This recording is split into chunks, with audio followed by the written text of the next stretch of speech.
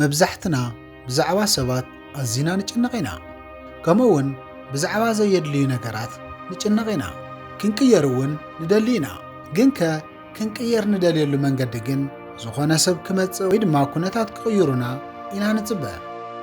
ምኽንያቱ ባዕልና ኣብ ርእስና ስለ ዘይነኣቱ ንባዕልና ቆላሕታ ስለ ዘይንህብ እዩ ንስኻ ግን ነቶም ውሽጣዊ ነገራት ክትዕርዮም ክትጅምር ከለኻ እቲ ናይ ወፃኢ ነገራት እውን ክስተኻኸል ይጅምር ሰባት እኳ ቆላሕታ ክገብሩልካ ዝጅምሩ ንስኻ ኣብ ርእስኻ ክተትኩር ከለኻ እዩ ብስራሕ ብትምህርቲ ብሓዳር ዝኣመሳሰሉ ጥራሕ ኩላትና ንደልዮም ብዙሓት ነገራት ኣለዉ እዮም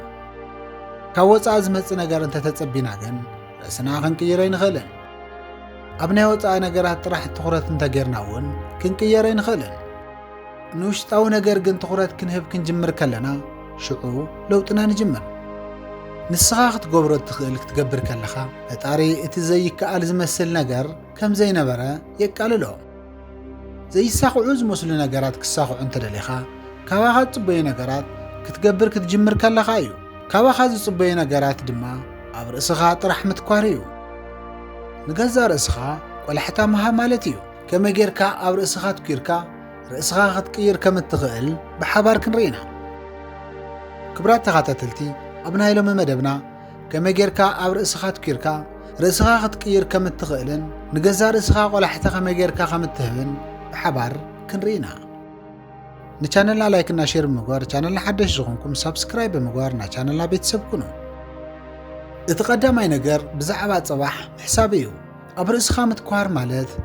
ሕጂ ዘለካ ባህርያትን መንነትን ኣበይ የብፅሐካ ኣሎ መብዛሕትኡ ግዜኻስ ብምንታይ ኢኻ ተሕልፎ ዘለኻ ብዛዕባ ዘይጠቅም ነገር እናሓሰብካ ድዩ ወይስ ብዛዕባ ዘይጠቅም ነገር ትጭንቕ ኣለኻ ሕጂ ዘለኻዮ ህይወት ናይ ሎሚ 10 ዓመት እውን ክቕጽል ትደሊ ዲኻ እዞም ኩሎም ነገራትከ ክትዕውቶም ትደሊ ዲኻ እምበኣርከስ እዞም ኩሎም ነገራት ክትፍጽሞም ተደሊኻ ብዛዕባ ጽባሕ ምሕሳብ ጀምር ካብ 5 ወይ ካብ 10 ዓመት ንድሕሪት ካብ ዝደቀስካዮ ክትስእ ከለኻ ከመይ ዝበለ ህይወት ኢኻ ትምነእ እዞም ኩሎም ነገራት ክሰልጡኻ ካባኻ ዘድሊ ነገር የለን እንታይ ዳ የድሊ እንተኢልካ ድሌትካ ጥራሕ እዩ ጽባሕ ኣብ ህይወትካ እንታይ ክትከውን ትደሊ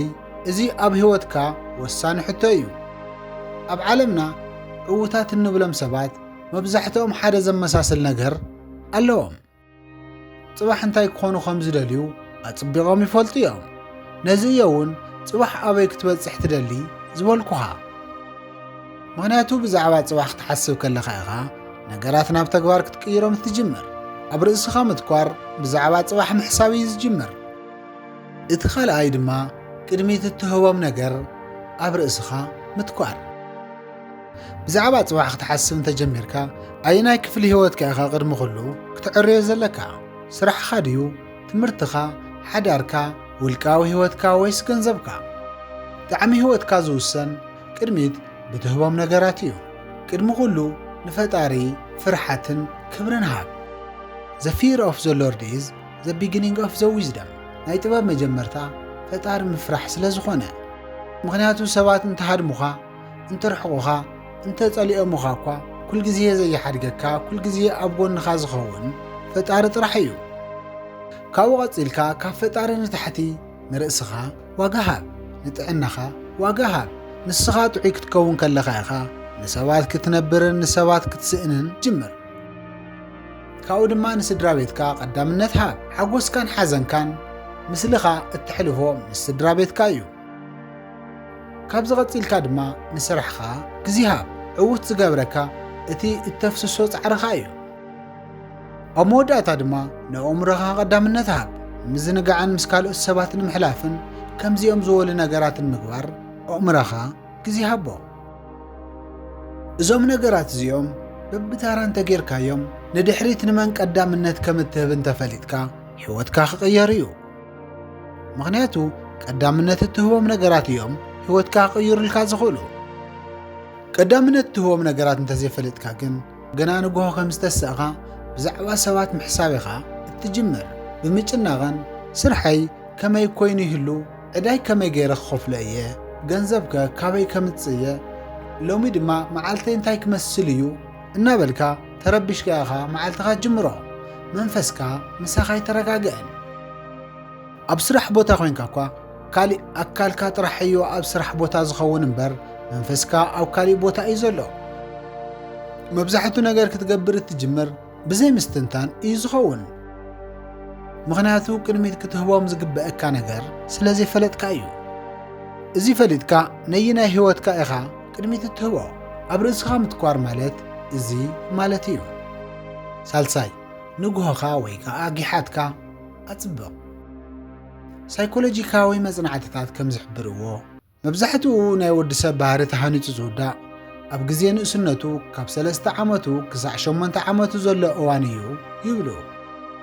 ብህፃንነቶም ተሃኒጹ ዝውዳእ ባህሪ ናይ መዓልታዊ ውዕለና ተሃኒጹ ዝወፅእ ድማ ኣብተን ቀዳሞት 2 ሰዓታት እዩ እዚ ማለት ድማ ካብ ድቃስና ካብ ተባረበርናሉ ሰዓት ጀሚሩ ማለት እዩ ካብ ድቃስካ ምስ ተስእኻ ዘለዋ 2 ሰዓታት ነተን ዝተረፋ 22 ሰዓታት ይውስነአን ማለት እዩ ኣብዚ ክትርድእዎ ዘለኩም ሓደ ነገር ህይወትና ዝውስኑ እቶም ናእሽቱ እዮም ኢልና ዝነዓቕናዮም ነገራት እዮም ስራሕ ከይኣተኻ ወይ ድማ ናብ ትምህርቲ ቤት ከይከድካ ቅድሚ 2 ሰዓት ተቐዲምካ ተስእሞ ንፈጣሪኻ ምስግን ጸሎትካ ናብ ኣምላኽካ ብጽሕ ካብኡ ድሕሪት መጽሓፍ ቅዱስ ወይ ቅዱስ ቁርኣንካ አንብብ ምኽንያቱ ክተንብብ ከለኻ ውሽጥኻ ብሓጎስ ይምላእ ትረጋጋእ እውን ኢኻ ስፖርት እውን ስራሕ መብዛሕትኡ ሰብ ካብ ዓራቱ ከይወረደ ንስኻ ግን ብዙሕ ነገራት ጌርካ ትውድእ ኣቐዲምካ ብሰዓትካ 2 ሰዓት ዝኣክል እንተተሲእኻ ንመዓልትኻ ባዕልኻ ትውስና ትኽእል ኢኻ ካብ ፈታርን ታሕቲ እቲ ውዕለኻ የጽብቖ የስተኻኽሎ ኣብ ርእስኻ ክተትኩር እውን ይሕግዘካ ግዜኻ ባዕልኻ ምእዛዝ ማለት እኮ እዚ እዩ ስለዚ ንግሆኻ ኣጽብቕ ራብዓይ ምሸት ርእስኻ ፈትሽ ምሸት ቅድሚ ምድቃስካ ግድም በልሞ ኣብ ውሽጢ መዓልቲ ዝገበርካዮምን ዝሓሰብካዮምን ዝዕወትካዮም ነገራት ፈትሽ እዚ ጽቡቕ ገይረየ ኣለኹ ብጣዕሚ ጅግና እየ እዚ ድማ ኣባላሸየ ኣለኹ እናበልካ ሚዛን ሃብ እዚ ድማ ከስተኻኽለለኒ ኢልካ ንርእስኻ ንገራ ምስ ርእስኻ ኣዋግዕ ምስ ርእስኻ ተዘራረብ እንታይ ይመስለካ መብዛሕትኡ ግዜ ደቂስና እናሓስቦም ኣብ ውሽጢ መዓልቲ ዘጋጥሙና ሕማቃት ነገራት እዩ ከምዚ ከይገበርኩ እንተዝተርፍ ነይረኮ እዚ ነገር እዚ ከምዘይምኾነ ነይሩ እናበልና ኢና ንርእስና ንነግሮ ኣብ ርእስና ብጣዕሚ ኢና ንጭክን ርእስና ብጣዕሚ ኢና ንወቅስ ስለዚ ዝተኸኣለና ዓቕሚ ኣብ መዓልታዊ ውዕለና ዝገበርናዮም ጽቡቓት ነገራት ሓሲብና ርእስና ክነተባብዕ ኣለና ብፍላይ ድማ ምሸት ክንድቅስ ከለና እቶም ብጣዕሚ እነኽብሮም ዕዉታት ሰባት እኳ ብዙሓት ጌጋ ይሰርሑ እዮም ንሕና ኣብ ናቶም ቦታ እንተንኸውን እኳ ዘይንሰርሖ ጌጋ እዞም ሰባት እዚኦም ይሰርሑ እዮም ግን ድማ ካባና ዝፈልዮም ኣብ ርእሶም ኣይጭኩንን ምሸት ክድቅሱ ከለዉ እንኳዕ እኳ እዚ ተጋገኹ ከስተኻኽሎ እየ እናበሉ ጌጎኦም ንምስትኽኻል ጻዕሪ ይገብሩ ኣብ ርእሱ ዘትኩር ሰብ ኣብ ርእሱ ክጭክን የውልን በቃ እቲ ዓብዪ ነጥቢ እዚ እዩ ኣብ ርእሱኻ ምትኳር ማለት እኮ እዚ እዩ ምሸት ክድቅስ ከለኻ ውዕለኻን መዓልትኻን ግድም ኢልካ ፈትሾ ሓምሻይ ኣብ እትደልዮ ነገር ኣብ እትደልዮ ጉዳይ ንጹር ወይ ከዓ ግልጽ ኹን ሓደ ሰብ ናብ ዝኾነ ቤት ምግቢ ኸይዱ ክበልዕ ይኽእል እዩ ስጋ እየ ዝደሊ እንተኢሉ ናብ ስጋ ቤት ጥራሕ ኸይዱ እዩ ክበልዕ ዝኽእል ኣብዚ ክትሪኦ ዘለካ ሓደ ነገር ኣብ ኣታዊኦምን ህይወቶምን ሕጉሳት ዘይኮኑ ሰባት እንታይ ከም ዝደልዩ ንጹራት ኣይኮነን ጽቡቕ ደሞዝ ይደሊ ኣለኹ ይብሉ እሞ ነቲ ብቁጥሪ ንጹር ይፈልጥዎን ነገር ግን ኩሉ ነገር ንጹር ጌርካ ክትፈልጦ ከለኻ ርእስኻ ንምድላው እውን ይሕግዘካ ኣነ እዚ ዝኣክል ቅርሺ ክኽፈለኒ ይደሊ ኣለኹ ክትብል ከለኻ ኣእምሮኻ ባዕሉ እዚ ዝኣክል ቅርሺ ንክኽፈለካ እንታይ እዩ ክትሰርሕ ዘለካ ክንደይ ዝኣክል ስራሕ ኢኻ ክትሰርሕ ዘለካ ብምንታይ ዓይነት ኣገባብ ኢኻ ኸ ክትሰርሕ ዘለካ እንታይ ዓይነት ልምዲ የድሊ እንታይ ዓይነት ክእለት ምስ መንስ ክትውዕል ኣለካ እንታይ ዓይነት ኔትወርክ የድልየካ ኢሉ ኢልካ ክትሓስብ የግድደካ ኣብዚ ክትሪኦ ዘለካ ሓደ ጉዳይ ንጹር ኮንካ ፈሊጥካዮ ማለት ተዓዊትካ ማለት ኣይኮነን ግን እንተወሓደ ናይ ምዕዋት ዕድልካ ትዕውይ ኣለኻ ኣእምሮኻን መንፈስካን ኣካልካን ይዳሎ ንጹር ክትከውን ከለኻ ብትምህርቲ እውን ክኸውን ይኽእል እዩ ክንደይ ውፅኢት ኢኻ ከተምጽእ ትደሊ እዚ ብንጹር ፍለጦ ነዚ ውፅኢት እዚ ንምምጻእ ከመይ ጌረ እየ ከጽንዕ ዘለኒ ብምንታይ ኣገባብ ከጽንዕ እናበልካ ርእስኻ ትሓትት ትጅምር። እቲ እትደልዮ ነገር ኣጽቢቕካ ክትፈልጦ ከለኻ ዋጋ ንምውሳኽ ድልው ክትከውን ትጅምር። ዝጀመርካዮ ነገር ክተቋርጾ ይትደልን። ስለዚ ነቲ ነገር ንምዕዋድ ዝኾነ መንነት ንምህናጽ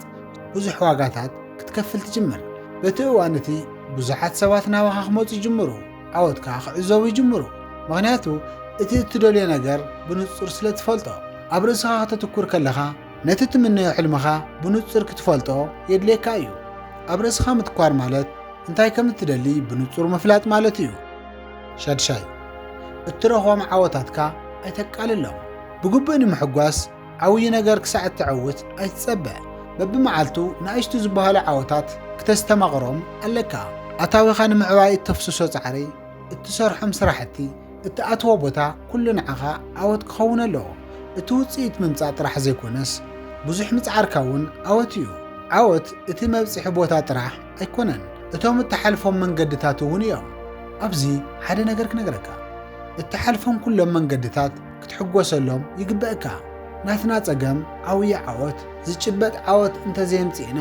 ዕዉታት ዝኾንና ኮይኑ ኣይስምዐናን። ነገር ግን ኣብ ርእስኻ ምትኳር ማለት ብዓብዪኡ ንእሽቶ ዓወታት ኣብ ጎንኻ ርኢኻ ምቁዋም ማለት እዩ። ነቲ ንእሽተን ነቲ ዓብዪ ዓወትን ክተስተማቕሮም ኣለካ። እቲ ሻውዓይን ዋናን ድማ ስምዒትካ ምቕያር ተላመድ። መብዛሕትኡ ግዜ ለውጥታትካ ክጅምሩ ከለዉ ኣብ ርእስኻ ከተትኩር ከለኻ ዝበለጸ ሓይሊ፣ ዝበለጸ ሓጎስን ዝበለጸ ብርትዕን እዩ። ኣብ ውስን እዋን ግን ከይሓሰብካዮ ድሌትካ ይቕንስ እዩ። ስፖርት ክትሰርሕ ትጅምር፣ መጽሓፍ ክተንብብ እውን ትጅምር፣ ሓድሽ ቢዝነስን ሓደሽቲ ነገራትን ክትገብር ትጅምር። ካብኡ ግን ኣብ ውስን ሰዓታት ድሌታትካ ክቕንስ ይጅምር። ሕጂ ኣኽለኒ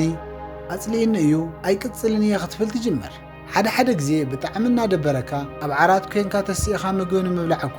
ድሌተይ ይህልወካን። ብዙሕ ነገራትን ምግባር ናብ ተግባር ንምእታው ርእስና ክንገዝእ ኣለና። ክሳዕ መወዳእታ ስለ ተኸታተልኩምኒ ኣብ ዘለኹም ሰላም ኩኑለይ ቻው።